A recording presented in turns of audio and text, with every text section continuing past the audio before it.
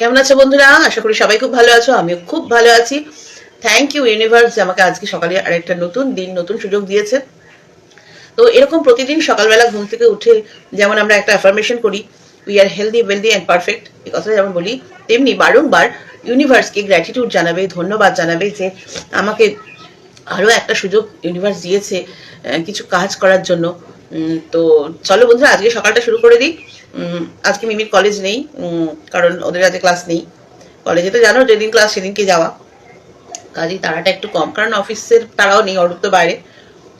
চলো সকালের অ্যাফার্মেশনটা করে নিই, we are healthy, wealthy and perfect.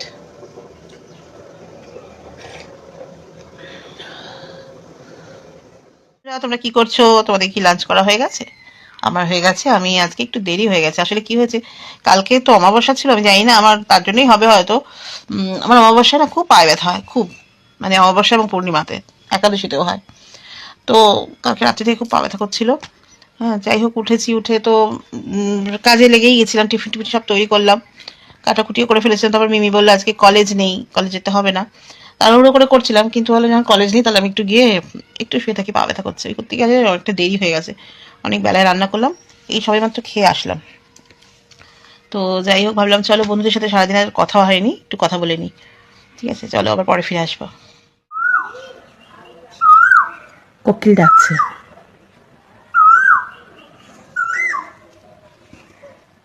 কি মিষ্টি, কি মিষ্টি না?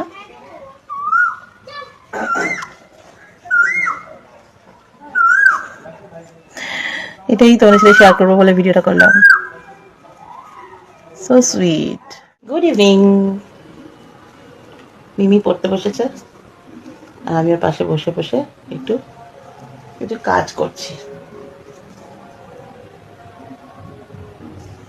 কারণ আমার পরীক্ষা খুব তাড়াতাড়ি, মানে ফেব্রুয়ারি থেকে, 1 মাসও বাকি নেই আমার পরীক্ষা।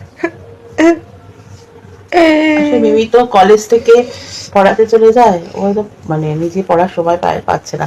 আমরা যদি এখন একটা রুমের মধ্যে থাকি, ওর খুব অসুবিধা হচ্ছে। তো আজকে ও একটু নিজের পড়াশোনা নিয়ে বসেছে আর কি।